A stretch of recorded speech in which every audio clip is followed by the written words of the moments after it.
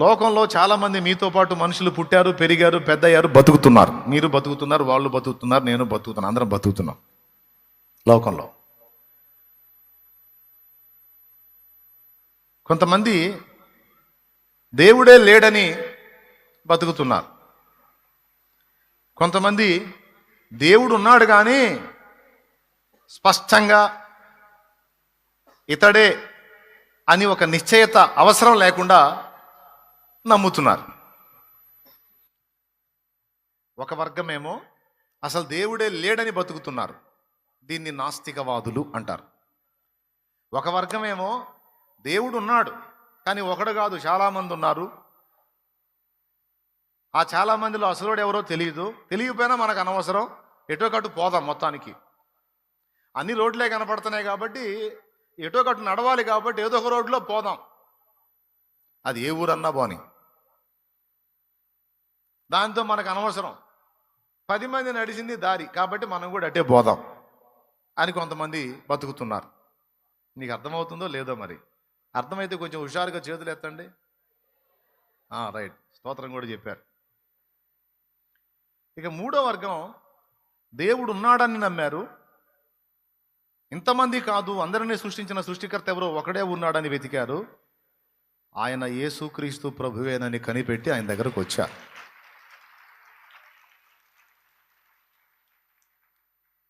అంటే ఫైనల్గా ఒక మంచి అండర్స్టాండింగ్ వచ్చేశారు. అన్నిటినీ పరిశీలించి పరిశోధించి సంవత్సరాలుగా తిప్పలు పడి చేసి వెతికి ఫైనల్లో ఒక నిర్ణయానికి నిశ్చయితకు వచ్చారు. మీది మంచి మనస్సాక్షి నేను ఎందుకన్నానంటే, ముందు చెప్పినటువంటి 2 వర్గాల మనస్సాక్షి కూడా ఫస్ట్ వాళ్ళ మనస్సాక్షి అసలు మొత్తంగా ఎఫెక్ట్ అయిపోయింది. రెండో బ్యాచ్లో చెప్పిన వాళ్ళ మనస్సాక్షి సగం పనిచేసింది, సగం పోయింది. కానీ దేవుణ్ణి కనుగొనే విషయంలో నిజదేవుణ్ణి తెలుసుకున్న వాళ్ళ మనస్సాక్షికి 100% ఆ అంశంలో మాత్రం చక్కగా పనిచేసింది. ఏ అంశంలో? దేవుణ్ణి గుర్తుపట్టే విషయంలో, దైవచిత్తం వెతికే విషయంలో, అలాగే దేవుణ్ణి తెలుసుకునే విషయంలో, దేవుడు ఉన్నాడని నమ్మే విషయంలో, అన్ని విషయాల్లో కాదండోయ్, దేవుడు అనే అంశంలో మీ అందరి మనస్సాక్షి సూపర్గా పనిచేసింది. మొట్టమొదటి విషయం, దేవుడు లేడని మీరు ఒప్పుకోవాలా, దేవుడు ఉన్నాడని మీరు నమ్మారు. దేన్ని బట్టి నమ్మారో మరి మీకు ఆ నమ్మకం ఎలా కలిగిందో నాకైతే తెలియదు, మొత్తానికైతే నమ్మారు. ఇప్పుడు నేను మిమ్మల్ని ప్రశ్న అడుగుతా, మీరు నాకు ఆన్సర్ చేయాలి. దేవుడు ఉన్నాడా? ఉన్నాడన్న వాళ్ళు చేతులు ఎత్తండి. ఇప్పుడు నా రెండో ప్రశ్న, నువ్వు చూసావా? నువ్వు చూసావా? చెప్పవయ్యా. మరి ఉన్నాడని ఎట్టంటావు? పుస్తకం ఉందా? ఎట్లా చెబుతున్నావు? ఇప్పుడు పుస్తకం ఉందా? ఎందుకు లేదు? నీకు కనపడట్లేదు కాబట్టి ఇప్పుడు ఉంది. ఓకేనా? రైట్. గ్లాస్ ఉందా? ఎందుకు? కనబడుతుంది కాబట్టి. నేనున్నానా? ఎందుకు? కనబడుతున్నాను కాబట్టి. ఇప్పుడు చెప్పండి, దేవుడు ఉన్నాడా? ఏడి?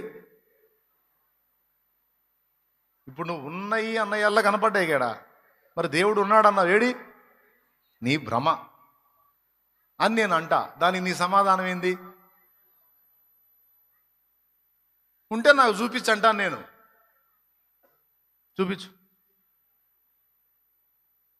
బైబిల్ పుస్తకం చూపిస్తావా? నా దగ్గర కూడా ఉంది.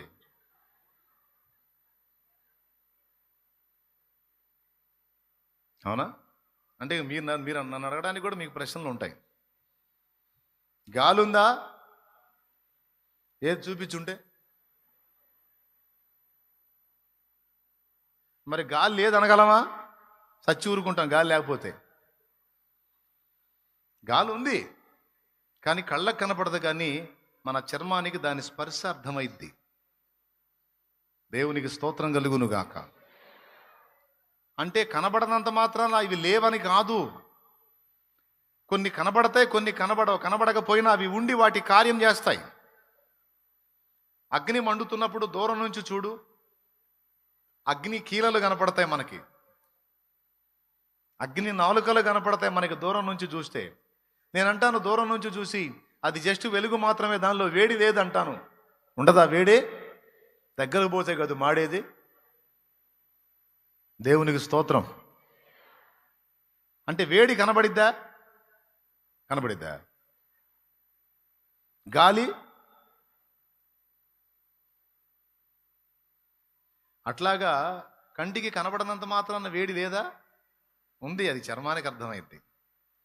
అట్లాగా కొన్ని కళ్ళకి కనబడతాయి, కొన్ని చర్మానికి స్పర్శ ద్వారా అర్థమవుతాయి, కొన్ని మనస్సాక్షికి స్పర్శ ద్వారా అర్థమవుతాయి.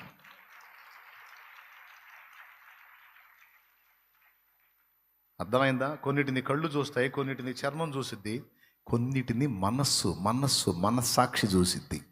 ఇది ఆన్సర్. దేవుడు అనే విషయంకి వచ్చేటప్పటికి అది కళ్ళకి చర్మానికి సంబంధించింది కాదు, మనస్సుకు మనస్సాక్షికి సంబంధించిన విషయం. ఓకేనా? మనస్సుకి మనస్సాక్షికి సంబంధించిన విషయం. ఇప్పుడు మనస్సాక్షి ప్రకారం ఆలోచించారు మీరు. నా ముక్కు ఇలా ఎందుకు ఉండాలి, నా కళ్ళు ఇలా ఎందుకు ఉండాలి, నా పళ్ళు ఇలా ఎందుకు ఉండాలి, టోటల్ నా బాడీ స్ట్రక్చర్ అనేది ఇలా ఎందుకు ఉండాలి అని నీ మనస్సాక్షికి నువ్వు ప్రశ్న వేసుకున్నావు. నీకు ఆన్సర్ వచ్చింది. ఇదేదో కాకతాళీయంగానో యాదృచ్ఛికంగానో జరిగింది కాదు. ఒక వ్యక్తి ఉద్దేశపూర్వకంగా ఈ కళ్ళు ఇలా ఉండాలి, కనుబొమ్మలు ఇలా ఉండాలి, ముక్కు ఇలా ఉండాలి, ముక్కు లోపలి నిర్మాణం, నోరు నోటి లోపలి నిర్మాణం, నాలుక నిర్మాణం, లాలాజలపు ఊటల నిర్మాణం, గొంతుక నిర్మాణం, గొంతు లోపలి పొరల నిర్మాణం, ఇది ఇలా ఉండాలి, ఇది ఇలా ఉండాలి, ఇది ఇలా ఉండాలి, ఇది ఇలా పనిచేయాలని మొత్తం ఒక ఇంజనీర్ గారిని మొత్తం డిజైన్ చేసినట్టు మొత్తం టోటల్గా డిజైన్ చేసి నిన్ను నన్ను రూపించాడు. ఇది మనస్సాక్షికి తెలుసు. అది దానంతటా అదే అలా ఏర్పడింది, దానంతటా అదే అలా అయిపోయింది, అలా నిర్మించబడింది అంటే ఎట్లా సాధ్యం?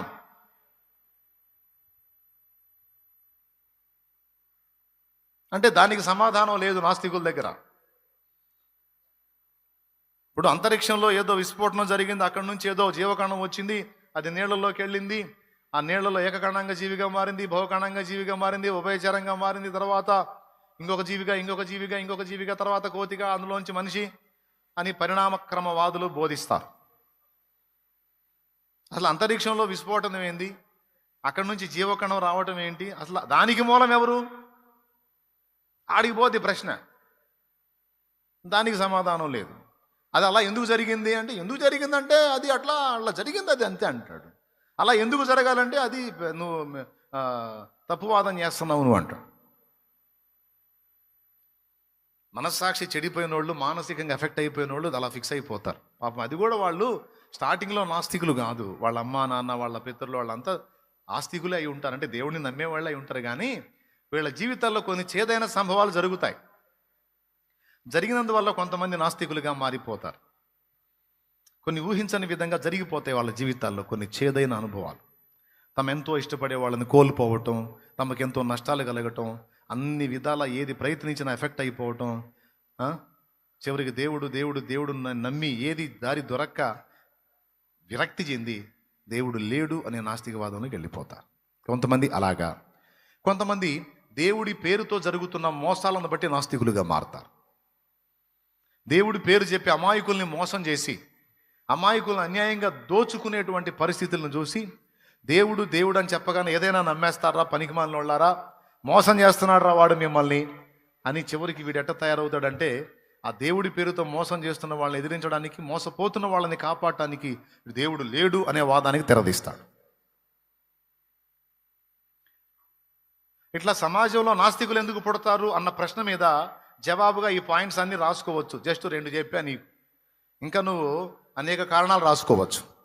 సమాజంలో అసలు నాస్తికులు ఎందుకు పుడతారు? నాస్తికవాదం జన్మతః వచ్చిద్దా, మధ్యలో మారిద్దా? అట్లా అదొక థియరీ అనుకోండి, అదొక పరిశీలించాల్సినటువంటి అంశం. దేవునికి స్తోత్రం. సమాజము చెక్కిన శిల్పాలని, ఆ మాట ఎప్పుడన్నా విన్నారా మీరు? దొంగలు ఎందుకు తయారవుతారు, హంతకులు ఎందుకు తయారవుతారు,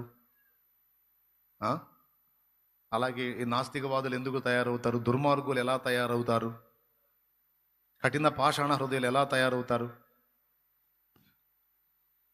నక్సల్స్ అసలు ఎందుకు తయారయ్యారు, ఉగ్రవాదులు ఎందుకు తయారయ్యారు, అసలు వీళ్ళ మూలం ఏంటి అని ఒక ప్రశ్న వేసుకొని ఒక టైటిల్ పెట్టుకొని కింద మ్యాటర్ రాసుకోవచ్చు. అనేక కారణాలు సమాజంలో వాళ్ళు ఎదుర్కొన్న పరిస్థితులు, వాళ్ళకి ఎదురైన పరిణామాలను బట్టి వాళ్ళు అలా మారిపోయారు. సరే, అవన్నీ పక్కన పెడితే నాస్తికత్వం విషయంలోకి వచ్చేటప్పటికి నేను చెప్పినట్లుగా వాడు ఇష్టపడేవేవో లాస్ అవ్వటం, లేకపోతే దేవుడి పేరుతో కొంతమంది మోసం చేయటం, వీడి కళ్ళారా చూడటం ఫలితంగా వాడు దేవుడు లేడు అనే పాయింట్లోకి వస్తాడు. కానీ మంచి మనస్సాక్షితో ఆలోచిస్తే దేవుడు ఉన్నాడు, దేవుడు ఉన్నాడు. దేవుడు ఉన్నాడు అనడానికి వేరే ఏదో నిరూపణ అవసరంలా. అద్దం ముందు నిలబడి నిన్ను నువ్వు చూసుకో. అద్దం ముందు నిలబడి ఇది కాదు, అసలు అవతారం చూడు. ఇదంతా వెంట్రుకలు రాకుండా కరెక్ట్గా ఈ షేపులో ఎందుకు వచ్చినాయి? ఈ కళ్ళు జస్ట్ మీరు ఈ కళ్ళు లోపల ఉన్నటువంటి గుడ్డు పరిమాణం మీరు కానీ చూడగలిగితే కోడిగుడ్డు ఆకారంలో ఉంటుంది, అంత సైజు ఉంటుంది. తెలుసా మీకు? ఈ చర్మము ఈ షేప్ అంతా పొదగకుండా ఆ గుడ్లు అలాగే ఉంచాడనుకో, నీ ముఖం చూసి నువ్వే అదురుబేసేస్తావు. తెలుసా? అంత పెద్ద సైజులో ఉంటుంది గుడ్డు. ఇంచుమించు కాస్త అటు ఇటుగా కోడిగుడ్డు సైజు ఉంటుంది. మనకి చిన్న చిన్న కళ్ళు కనపడుతున్నాయి, మొత్తం కవర్ చేశాడు చర్మంతో, లేకపోతే మనమే అదురుబేసేస్తామని.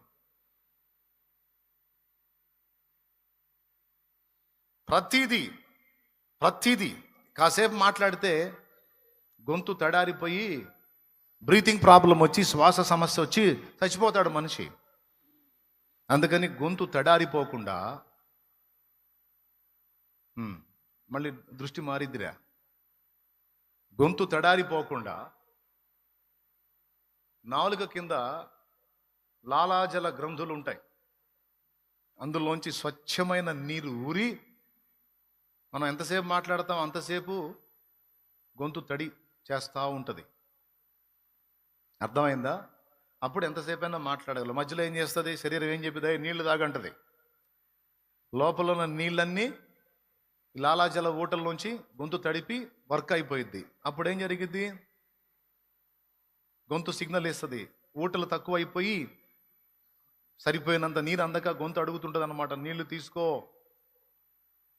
తడారిపోతుంది అన్నప్పుడు ఇట్లా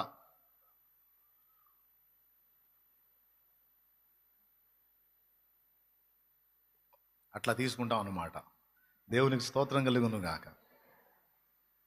చూడు, తీసుకుంది కడుపులోకి, కానీ ఊట ఎక్కడికి వస్తుంది? ఈ సిస్టమ్ ఎట్లా డిజైన్ చేయబడింది? నువ్వు చేసావా? మీ అమ్మ? పోనీ మీ తాతయ్య? పోనీ వాళ్ళ నాన్న? పోనీ మీ తాతకు ముత్తాత? ఎవరు చేశారు? అసలు ఈ సిస్టమ్ డిజైన్ ఎవరిదండి?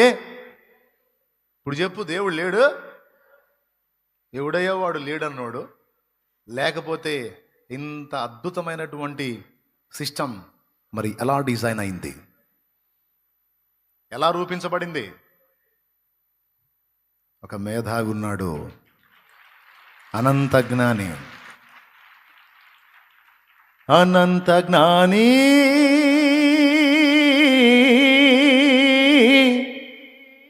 విశ్వానికి యజమాని,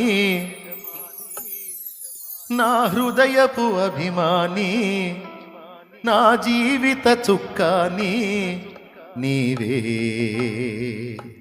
అనంత జ్ఞాని విశ్వానికి యజమాని, నా హృదయపు అభిమాని, నా జీవిత చుక్కాని నీవే. దేవునికి మహిమ. మొత్తం బాడీ స్ట్రక్చర్ అంతా కూడా ఎంత అద్భుతంగా నిర్మించాడో చూడండి. ఇదంతా మంచి మనస్సాక్షితో ఆలోచించిన వాడికి అర్థమైద్ది. చెడిపోయిన మనస్సాక్షి లేదు, ఆయన్ని నేను నమ్మనా అంటాడు. ఆశోదేవుడు వాడు, మనం ఏం చేద్దాం? కానీ దేవుడి కృప వల్ల మీరైతే ఆశోదేవుల గుంపులో లేరు. మీ మైండ్ మంచిగానే పనిచేసింది, మీ మనస్సాక్షి మంచిగానే ఆలోచించింది.